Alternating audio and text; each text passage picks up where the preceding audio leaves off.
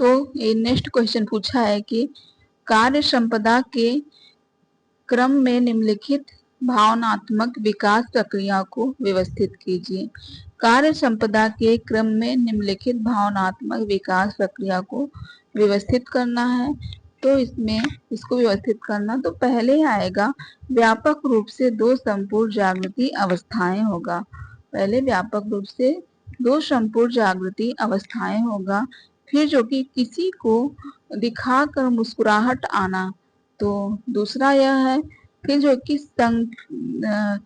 संक्रिय उद्दीपक के माध्यम से हंसना।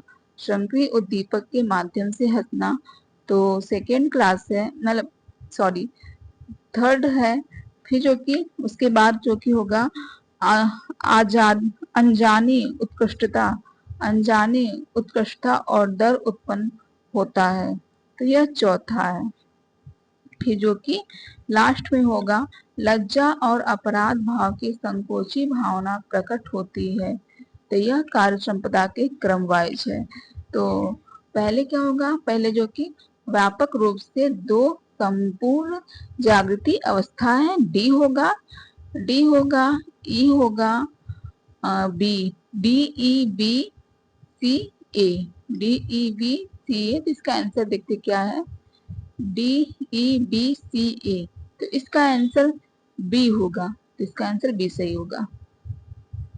तो कार्य संपदा के क्रम में भावनात्मक विकास प्रक्रियाओं का व्यवस्थित क्रम है व्यापक रूप से दो संपूर्ण जागृति अवस्थाएं, किसी को देखकर मुस्कुराहट आना, संक्रिय उद्दीपन के माध्यम से हंसना, अनजानी उत्कृष्टता और डर उत्पन्न होता है, लज्जा और अपराध भाव की संकोची भावना प्रकट होती है। तो नेक्स्ट क्वेश्चन है एर्गोनॉमिक्स के फायदे हैं। तो एर्गोनॉमिक्स के क्या फायदे हैं? तो एर्गोनॉमिक्स के फायदे हैं सुरक्षित कार्य। एर्गोनॉमिक्स के फायदे हैं सुरक्षित कार्य और जो है कि सुरक्षित कार्य कुशलता और उत्पादकता में बढ़ोतरी और लास्ट में जो है कि मतलब आघात में कमी होती है, जो कि आरामदायक कार्य करने के लिए एक एर्गोनॉमिक्स वस्तु होती है, जैसे कुर्सी, चेयर, बेड, ये सब होता है एर्गोनॉमिक्स में। ज्यादा चेयर आरामदायक बैठने के लिए हो। तो सुरक्षित कार्य होता है, कार्य कुशलता और उत्पादकता में बढ़ोतरी होती, आघातों में कमी होती है। तो ए बी डी किसमें है? तो ए बी डी सी में है। तो इसका आंसर सी सही होगा। तो नेक्स्ट क्वेश्चन देखते हैं। सूची 1 में दिए गए परिसज्जाओं को सूची 2 में दिए गए उसके अभिप्राय में मिलान करें। तो सूची 1 दिया गया है कि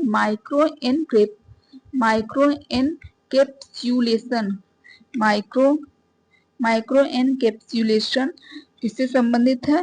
तो यह खुशबूदार लॉजरी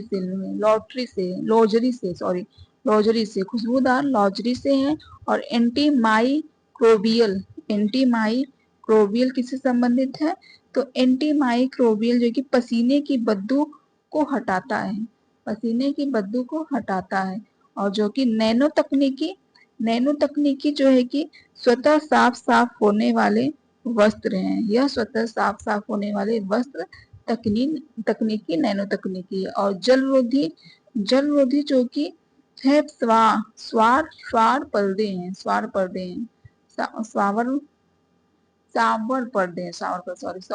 हैं तो माइक्रो एनकैप्सुलेशन क्या है? खुशबूदार लॉटरी है। तो पहले का बी है। और एंटी माइक्रो बियल क्या है? पसीने की बदबू को हटाता है। एंटी माइक्रो बियल तो पसीने की बदबू को हटाता है।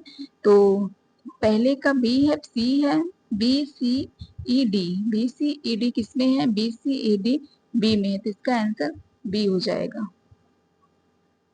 तो माइक्रो एनकैप्सुलेशन खुशबूदार लॉजरी एंटी है। और एंटी माइक्रोबियल जो है कि पसीने की बदबू को हटाता है। नैनो तकनीकी जो स्वतः साफ होने वाले वस्त्र हैं। और जलरोधी सावर पर्दे हैं। तो इसमें नेक्स्ट क्वेश्चन में है कि अभिकथन ए को और कारण आर को मिलान करना है। तो अभिकथन ए क्या कह रहा है कि कार्य अनुकूल अंग स्थिति होने से ऊर्जा की आवश्यकता कम हो जाती है। कार्य अनुकूल अंग स्थिति होने से ऊर्जा की आवश्यकता जो है कि कम हो जाती है। तो यह जो है कि सत्य है। और कारण आर जानते हैं कि क्या है।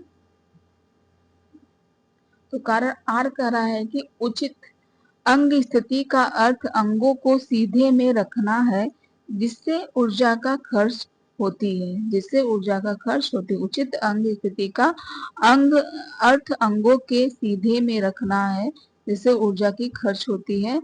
तो ए भी सत्य है, ए और आर दोनों सत्य, तो इसका आंसर सी सत्य होगा, सी होगा। तो नेक्स्ट क्वेश्चन है कि मुंडेल द्वारा दिए गए परिवर्तन के नियम को क्रम में व्यवस्थित करें। तो मुंडेल द्वारा दिए गए परिवर्तन के नियम को क्रम में व्यवस्थित करना है। पहले जो है कि पहले क्या किया जाता है, पहले जो है कि शारीरिक अवस्था एवं गति में परिवर्तन किया जाता है। पहले शारीरिक अवस्था एवं गति में परिवर्तन किया जाता है, फिर उसके बाद शारीरिक अवस्था तथा गति में परिवर्तन किया जाता है, पहला है। फिर उसके बाद जो है कि कार्य व्यवस्था एवं उपकरण में परिवर्तन लाया जाता है। तो दूसरा होगा कार्य व्यवस्था एवं उपकरण में परिवर्तन लाया जाता है। फिर उत्पादक क्रम में परिवर्तन लाया जाता है, उत्पादन क्रम में परिवर्तन लाया जाता है। तो तीसरा यह उत्पादन क्रम में परिवर्तन लाया जाता है। फिर उसके बाद तैयार उत्पाद में परिवर्तन, फिर उसके बाद कच्चे माल में परिवर्तन। तैयार उत्पाद में परिवर्तन, फिर कच्चे माल में परिवर्तन। पहले क्या है, शारीरिक अवस्था एवं गति में परिवर्तन किए जाते हैं, फिर उसके बाद कार्य व्यवस्था एवं उपकरण में परिवर्तन किया जाता है। फिर तैयार उत्पाद नहीं, उत्पाद क्रम में परिवर्तन, तैयार उत्पाद में परिवर्तन, कच्चे माल में परिवर्तन। तो इसका क्रम वाइज है। तो पहला 3 होगा, 5 होगा, 3 5 2 4 1, 3 5 2 4 1। तो इसका आंसर बी सही होगा। मुंडेल द्वारा दिए गए परिवर्तन के नियम के क्रमबद्ध करना है। तो शारीरिक अवस्था एवं गति में परिवर्तन, कार्य व्यवस्था एवं उपकरण में परिवर्तन, उत्पाद क्रम में परिवर्तन, तैयार उत्पाद में परिवर्तन, कच्चे माल में परिवर्तन है। पूछ रहा है कि मुंडेल के अनुसार प्रत्येक उच्चतर स्तर उसके नीचे के स्तर में गति में बदलाव लाता है। इन बदलावों को ही अनुक्रम में व्यवस्थित करें। तो इन बदलाव को अनुक्रम में व्यवस्थित करना है। पूछा क्या, मुंडेल के अनुसार प्रत्येक उच्चतर स्तर उसके नीचे स्तर में गति में बदलाव होता है। इन बदलावों को सही अनुक्रम में व्यवस्थित करना है। पहले क्या आता है, पहले जो है कि इनके बदलाव में होता है, पहले क्या, पहले देह की अवस्था गति होती है। फिर उसके बाद कार्य व्यवस्था का उपकरण होता है। फिर उत्पाद अनुक्रम होता है, तैयार उत्पाद होता है, फिर लास्ट में कच्चा माल होता है। पहले देह की अवस्थिति एवं गति होती है, कार्य व्यवस्था एवं उपकरण होता है, उत्पाद अनुक्रम होता है, तैयार उत्पाद होता है, फिर कच्चा माल होता है। तो पहला दूसरा पांचवा, पहला दूसरा पांचवा किसमें है, तो सी में है। तो इसका आंसर सी सत्य होगा। तो नेक्स्ट क्वेश्चन है कि यंत्र विज्ञान के नियम जो देह की गति और खंड पर प्रयुक्त या लागू होते हैं कौन से हैं। तो गुरुत्वाकर्षण संबंधित बल है, या गुरुत्वाकर्षण संबंधित बल है,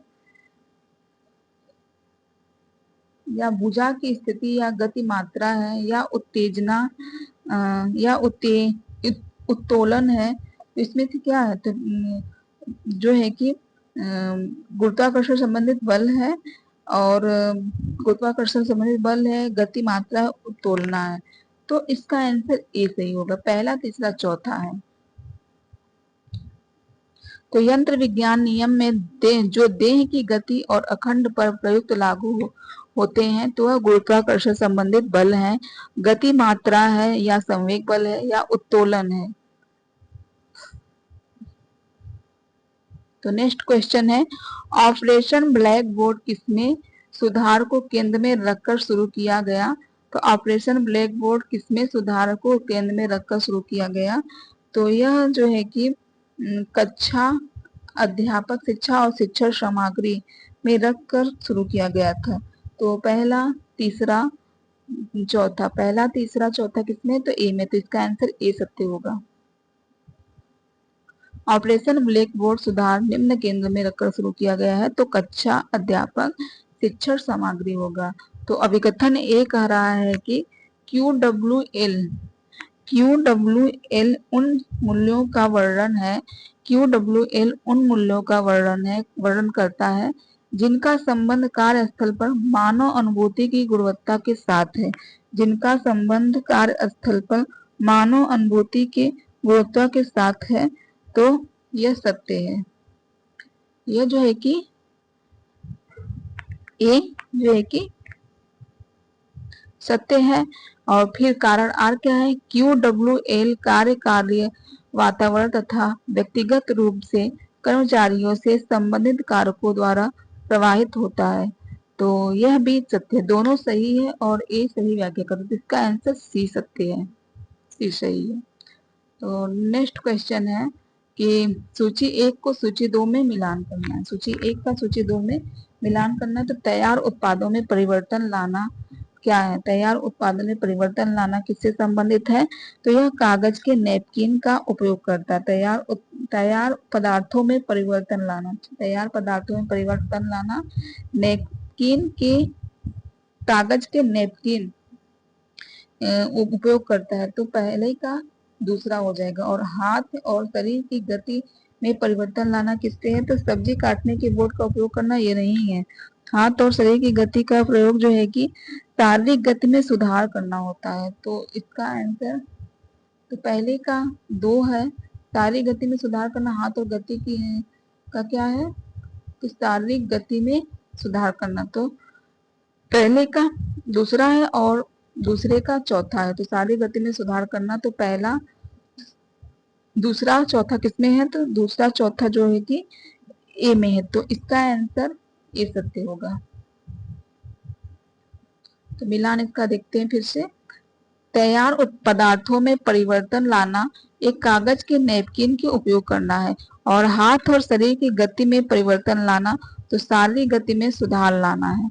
उत्कर्षण केंद्र का उपयोग में लाना सब्जी काटने के बोर्ड का उपयोग है। कच्चे पदार्थों में परिवर्तन लाना इडली मिश्रण का उपयोग करना है। कच्चे पदार्थों में परिवर्तन लाना जो है कि इडली मिश्रण का उपयोग करना है।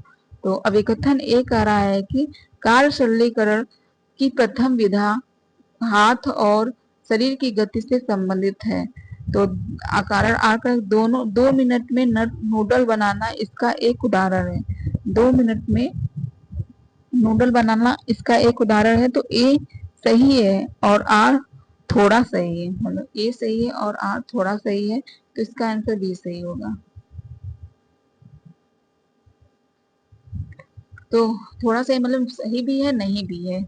2 मिनट के नूडल बनाना इसका एक उदाहरण है। ये सही भी है, नहीं भी, तो थोड़ा सही है। तो निम्नलिखित में से नेक्स्ट क्वेश्चन है कि निम्नलिखित में से वैज्ञानिक के नाम उसके योगदान में सम्मिलित कीजिए।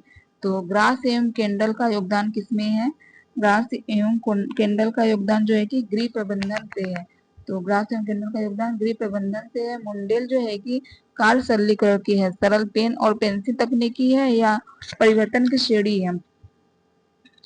तो मुंडेल जो है कि परिवर्तन की श्रेणी है। तो इसका इससे संबंध हो गया। और गिलब्रेथ लीनियन गिलब्रेथ तो लिलियन गिलब्रेथ किससे संबंधित है? तो यह सरल पेन एवं पेंसिल तकनीकी से है, सरल पेन और पेंसिल से तकनीकी से। और लिंगवर्थ एवं बेरट जो है कि गृह कार्य की ऊर्जा संबंधित लागत है। तो इसका तीसरा हो जाएगा। तो इसका जो है कि तीसरा हो जाएगा। तो ग्रास एवं केंडल का दूसरे संबंध है और मुंडेल का जो है कि परिवर्तन की श्रेणी है। तो दूसरा चौथा देखते हैं किसमें? दूसरा चौथा पहला, दूसरा चौथा पहला किसमें है? तो यह है दूसरा चौथा पहला, तो यह सी में। तो इसका आंसर सी सही होगा। ग्रास एवं केंडल का संबंध है गृह प्रबंधन से। मुंडेल का संबंध है परिवर्तन की श्रेणी में है। और गिलियन गिलब्रेथ का पेन और पेंसिल तकनीकी से है।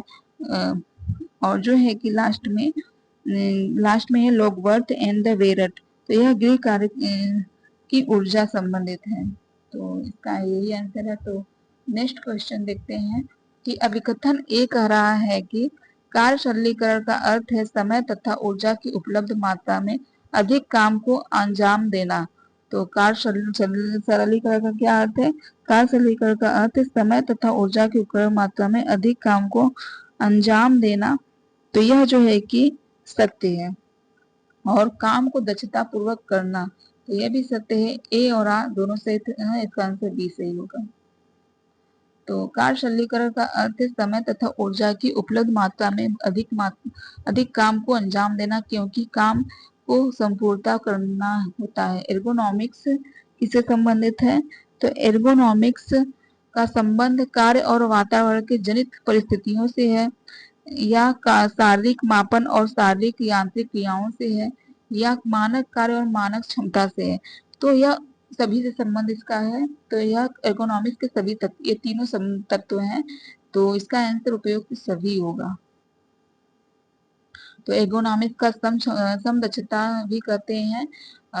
इसका निम्न तत्व है, कार्य और वातावरण की जनित परिस्थितियां हैं, शारीरिक माप और शारीरिक यांत्रिक क्रियाएं हैं, मानव कार्य और मानक क्षमता आदि हैं।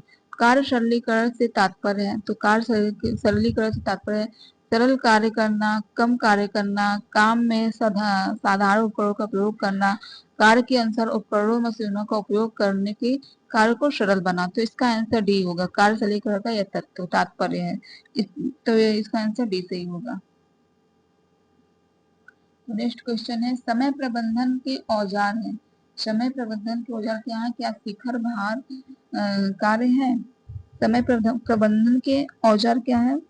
तो समय प्रबंधन के औजार शिखर भार कार्य वक्र या दीवार घड़ी, कलाई घड़ी, दौड़ना या कंप्यूटर। समय प्रबंधन के कार्यभार है, इसका आंसर डी होगा, बी होगा। नहीं सॉरी, इसका आंसर शिखर भार कार्य वक्र है, समय प्रबंधन के औजार। तो शिखर भार कार्य वक्र, तो इसका आंसर ए सत्य होगा। तो समय प्रबंधन मानव जीवन की अमूल्य निधि है। समय प्रबंधन जो है कि मानव जीवन की अमूल्य निधि है। अगर तुम जीवन में प्रेम करते हो तो समय को व्यर्थ नष्ट मत करो, क्योंकि समय ही तो वह वस्तु है जिससे जीवन का निर्माण हुआ है। समय प्रबंधन का औजार है। तो शिखर भार, पीक लोड, आदर्श के ज्ञान की सहायता से अत्यधिक भार को निर्धारित किया जा सकता है। अत्यधिक कार्य का समय दिन, सप्ताह, माह अथवा मौसम की निश्चित समय अवधि में हो सकता है। यह अत्यधिक कार्य का समय की शिखर भाग पीक लोड है कहलाता है। तो नेक्स्ट क्वेश्चन है, उसी में बताया है कि कार्यवक्र यह एक निर्धारित समय में कार्य के उत्पादन में परिवर्तन को दर्शाता है। कार्यकर्ता द्वारा किए गए कार्य की इकाई की मात्रा दिए हुए समय में गिनी जाती है, जैसे प्रति घंटे प्रेस की जाने वाली चादरों की संख्या। तो नेक्स्ट क्वेश्चन पूछा कि इनमें से कौन सा वाक्य असत्य है? तो समय योजना मौसम के अनुसार होनी चाहिए, समय योजना कठोर होनी चाहिए, सामूहिकता में समय की बचत होनी चाहिए, तो सही है। समय योजना लचीली होनी चाहिए, तो ये भी सत्य है। तो समय योजना मौसम के अनुसार होनी चाहिए, ये भी सत्य है। केवल गलत यही है, असत्य है। तो समय योजना कठोर होनी चाहिए, समय योजना कठोर नहीं होना चाहिए, आसान होनी चाहिए। तो इसका आंसर बी सही है, यह असत्य है। तो नेक्स्ट क्वेश्चन पूछा है कि तो समय योजना बनाना भविष्य को पकड़ने के लिए एक बनाया गया एक पिंजड़ा है। तो नेक्स्ट क्वेश्चन है, निम्नलिखित में से कौन सा कारक बाद के कार्यों को करने में बाधक है? निम्नलिखित में से कौन सा कारक बाद के कार्यों को करने का बाधक है? तो आराम, ऊर्जा, कोशिश, थकान है। तो इसका आंसर सी सही होगा।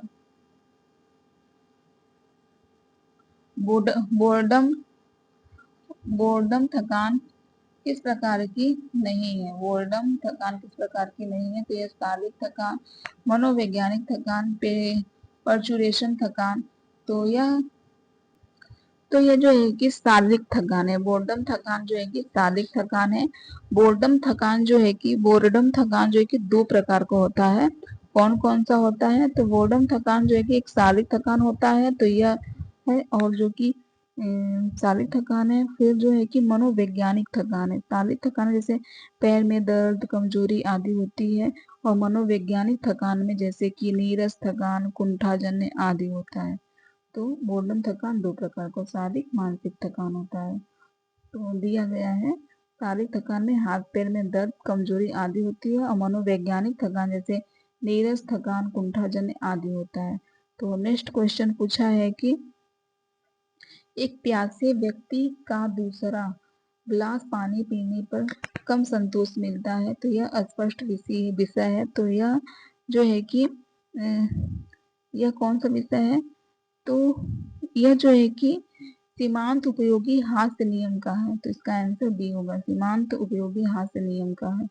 तो एक प्यासे व्यक्ति का दूसरा गिलास पानी पर संतोष मिलता है, इसका स्पष्ट कारण यह है कि यह यहाँ पर सीमांत उपयोगिता हास्य का नियम लागू हुआ है। तो गृह कार्य में थकान को दूर करने के लिए प्रयुक्त विधि है। तो गृह कार्य में थकान को दूर करने की प्रयुक्त विधि है।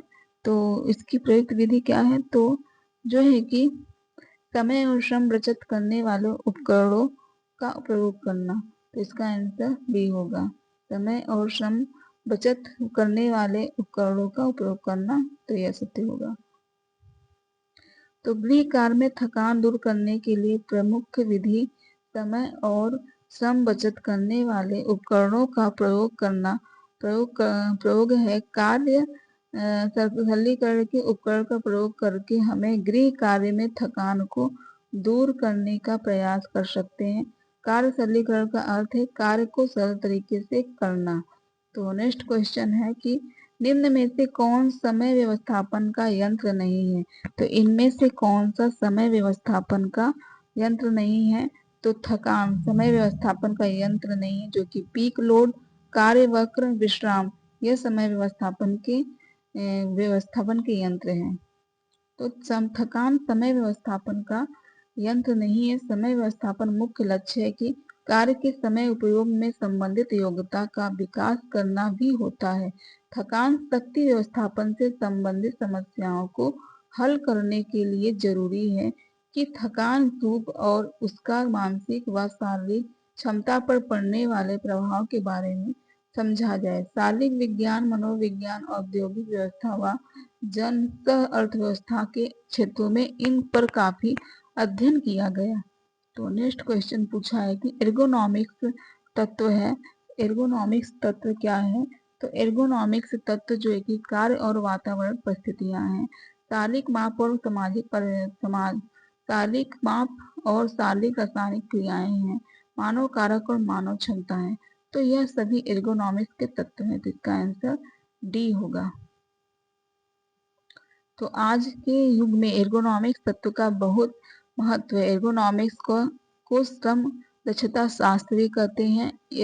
ऐसा विज्ञान जिसमें कर्मचारियों के स्वास्थ्य को नुकसान पहुंचा ये बिना उसकी कार्य क्षमता को बढ़ा जा सके। इसके तत्व इस प्रकार है: मानव कार्य कारक एवं मानव क्षमता, कार्य और वातावरण परिस्थितियां, शारीरिक माप और शारीरिक रासायनिक क्रियाएं आदि हैं। तो नेक्स्ट क्वेश्चन पूछा है कि निम्नलिखित में से कौन सा सम्मिलित नहीं है? इनमें से कौन सा सम्मिलित नहीं है?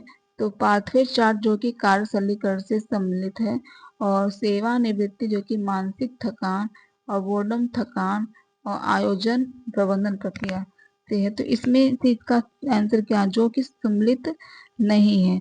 तो सम्मिलित नहीं है तो सेवानिवृत्ति मानसिक थकान से सम्मिलित नहीं है। तो सेवानिवृत्ति जो कि कार्य की पूर्णता से सम्मिलित है। तो कार्य की पूर्णता से सम्मिलित है, तो इसका आंसर भी होगा, यह सम्मिलित नहीं है। जो कि पाथवे चार्ट कार्य सरलीकरण से संबंधित है, और बोर्डम थकान से संबंधित, जिसमें से शारीरिक और मानसिक थकान आता है, और आयोजन जो कि प्रबंधन प्रक्रिया से संबंधित है। तो नेक्स्ट क्वेश्चन, धन कैसा साधन है? तो धन एक अमानवीय साधन है। धन जो कि एक अमानवीय साधन है। तो इसका आंसर बी होगा, अमानवीय साधन है। धन उत्पादन का अमानवीय एवं निष्क्रिय साधन है, जबकि श्रम उत्पादन को मानवीय उत्पादन के शेष अन्य साधनों के एकत्रित करने उत्पादन कार्य किया जाता है। उत्पादन शेष साधन पूंजी संगठन का साहस है। नेक्स्ट क्वेश्चन है कि किस साधन की गुणवत्ता सीमाएं हैं? किस साधन की गुणात्मक सीमाएं साधन है? तो गुणात्मक सीमाएं साधन इसमें से किसके हैं? तो जो है कि ऊर्जा है, भौतिक ज्ञान, धन, ज्ञान। तो साधन की गुणात्मक सीमाएं जो कि ज्ञान है, सॉरी भौतिक पदार्थ है। तो किस साधन की तो गुणात्मक सीमाएं? तो भौतिक पदार्थ साधन की गुणात्मक सीमाएं हैं। तो भौतिक पदार्थ गुणात्मक सीमाएं होती है। इसका आशय यह है कि इन पदार्थों के प्रयोग की एक सीमा होती है जहां तक इसका बेहतर ढंग से प्रयोग करके अच्छे परिणाम प्राप्त किए जा सकते हैं। नेक्स्ट क्वेश्चन पूछा है कि आय व्यवस्था में सबसे पहले आवश्यक है। आय व्यवस्था में सबसे पहले आवश्यक क्या है? तो आय व्यवस्था में सबसे पहले आवश्यक ज्यादातर है तो लक्ष्यों को जानना, धन का विश्लेषण या विभिन्न अवस्थाओं को ज्ञात, आय तथा आवश्यकता में सामंजस्य। इसका आंसर डी सही होगा। आय व्यवस्थापन में सबसे आवश्यक है आय तथा व्यय को आय तथा आवश्यकता में सामंजस्य स्थापित करना होता है। सॉरी, इसका आंसर लक्ष्यों का जानना, तो यह होगा, इसका आंसर ये होगा। आय व्यवस्थापन में सबसे पहले आवश्यक है लक्ष्यों को जानना होता है। तो आय व्यवस्थापन के लिए सबसे पहले लक्ष्यों को जानना आवश्यक होता है। ऐसा इसलिए क्योंकि यदि लक्ष्यों के बारे में जानकारी होती है तो उसी अनुसार आय का वितरण विभिन्न स्थानों व आवश्यकता अनुसार करके बेहतर ढंग से व्यवस्थित करते हैं। तो नेक्स्ट क्वेश्चन पूछा है कि समय व्यवस्थापन की योजना के सफल होने से जो है कि संतोषजनक पारिवारिक लक्ष्य एवं मानसिक संतुष्टि दोनों होते हैं। तो इसका आंसर सी सही होगा। समय व्यवस्थापन की योजना के सफल होने से संतोषजनक पारिवारिक लक्ष्य एवं मानसिक संतुष्टि होती है। तो नेक्स्ट क्वेश्चन पूछा है कि कार्य सरलीकरण का अर्थ है कार्य को सरल तरीके से करना। क्या है कार्य सरलीकरण का अर्थ? है कार्य करने की सबसे आसान और शीघ्र विधि को की सचेतता खोज करना है। यह परिभाषा निम्न में से किसने से संबंधित है? तो यह परिभाषा जो है कि यह परिभाषा निखिल और डार्सी का है। तो इसका आंसर सी होगा, निखिल और डार्सी है। तो निखिल और डार्सी के अनुसार कार्य सरलीकरण का अर्थ कार्य करने की सबसे आसान और शीघ्र विधि की सचेतता खोज करना है। कार्य सरलीकरण निम्नलिखित योगदान रखता है। कार्य करने वाले कार्य करने की स्थितियां। तो नेक्स्ट क्वेश्चन है वॉशिंग मशीन कार्य सिद्धांत है। तो वॉशिंग मशीन किस कार्य सिद्धांत से संबंधित है? तो जो है कि वॉशिंग मशीन का संबंध क्या अपकेंद्रीय है या अपहोल है या उक्त पराशरण वितरण है? तो वॉशिंग मशीन का संबंध जो है कि उक्त पराशरण विषयक है। क्या है? अपकेंद्रक है। वॉशिंग मशीन कार्य सिद्धांत क्या है? अपकेंद्रक है। तो इसका आंसर ए सत्य होगा, अपकेंद्रण है। तो वॉशिंग मशीन अपकेंद्रण के सिद्धांत पर कार्य करता है। वॉशिंग मशीन अपकेंद्रण के सिद्धांत पर कार्य करता है। अपकेंद्र बल एक ऐसा जड़त्वीय बल या छंद बल है जिसका दिशा अपकेंद्रक बल विपरीत दिशा में होती है। कपड़ा सूखने की मशीन, दूध मक्खन निकालने की मशीन आदि अपकेंद्र बल के सिद्धांत पर कार्य कर रहा है। तो नेक्स्ट क्वेश्चन है कि मुंडेल के कार्य सरलीकरण के 3 परिवर्तन के वर्गों में विभाजित किया गया है। तो हाथ और शरीर की गतियों में परिवर्तन यह विभाजित किया। तो इसका आंसर सी है। उत्पादन में परिवर्तन, कार्य संग्रहीकरण और उपकरण में परिवर्तन, इसमें नहीं किया गया। तो आगे देखते हैं। तो मुंडेल ने कार्य सरलीकरण के 3 परिवर्तन के वर्गों में विभाजित किया, जिसमें पहला परिवर्तन हाथ और शरीर में गति यूं है में परिवर्तन है, और दूसरा कार्य संग्रहीकरण और उपकरण में परिवर्तन, तीसरा उत्पाद में परिवर्तन होता है।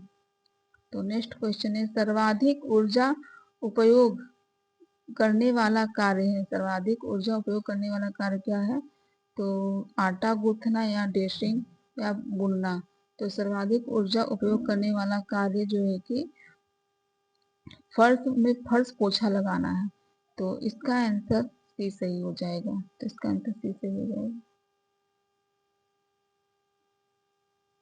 तो नेक्स्ट क्वेश्चन है, कार्य सरलीकरण की प्रमुख दो तकनीकी है। तो कार्य सरलीकरण की प्रमुख दो तकनीकी क्या है? औपचारिक और अनौपचारिक, यह प्रमुख दो तकनीकी है। तो इसका आंसर जो है कि ये सही होगा, औपचारिक और अनौपचारिक है।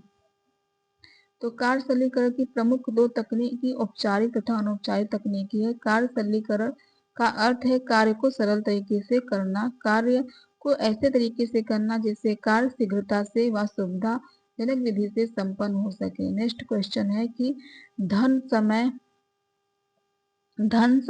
तथा शक्ति तीनों की ही अधिक आवश्यकता होती है।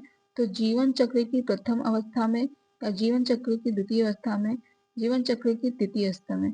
तो धन, समय व तथा शक्ति तीनों की आवश्यकता जीवन चक्र की द्वितीय अवस्था में होती है। तो इसका आंसर भी सत्य होगा। तो नेक्स्ट क्वेश्चन है कि निम्नलिखित में से कौन कार्य सरलीकरण से संबंधित नहीं है? तो बजट चार्ट या प्रक्रिया चार्ट, फ्लोर चार्ट, परिचालन चार्ट।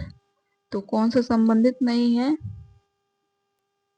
इसमें जो है कि प्रक्रिया चार्ट, फ्लोर चार्ट और परिचालन चार्ट जो है कि कार्य सरलीकरण से संबंधित है, कार्य सरलीकरण से संबंधित है। और जो है कि बजट चार्ट संबंधित नहीं है। तो इसका आंसर हो जाएगा ए। तो नेक्स्ट क्वेश्चन देखते हैं, समय प्रबंधन का एक यंत्र है। तो समय प्रबंधन का कौन सा यंत्र है? तो समय प्रबंधन का जो क्या है कि कार्य इकाई है या कार्य वक्र है या समय मानक या मानक योजना है। तो समय प्रबंधन का एक यंत्र है, समय वक्र है। तो समय वक्र समय प्रबंधन का एक यंत्र है। तो इसका आंसर बी हो जाएगा। तो कार्यवक्र समय प्रबंधन की प्रक्रियाओं का एक महत्वपूर्ण यंत्र है। इसके अंतर्गत कार्यों को ग्राफ पेपर वक्र के रूप में प्रदर्शित करके समय को नियोजित तरीके द्वारा प्रबंधित किया जाता है, जैसे CPM। तो क्रिटिकल पथ मेथड भी इसके अंतर्गत आता है। तो नेक्स्ट क्वेश्चन है कि सूची 1 को सूची 2 में मिलान करना है। सूची 1 का जो है कि सूची 2 में मिलान करना है। तो मूल्य किससे संबंधित है?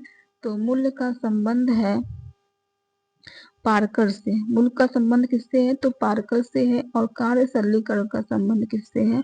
तो कार्य सरलीकरण का संबंध मुंडेल के परिवर्तन वर्ग से है। कार्य सरलीकरण का संबंध मुंडेल के परिवर्तन वक्र से है। और निर्णय प्रक्रिया का संबंध, तो निर्णय प्रक्रिया का संबंध जो है कि फॉलेट का सुझाव है।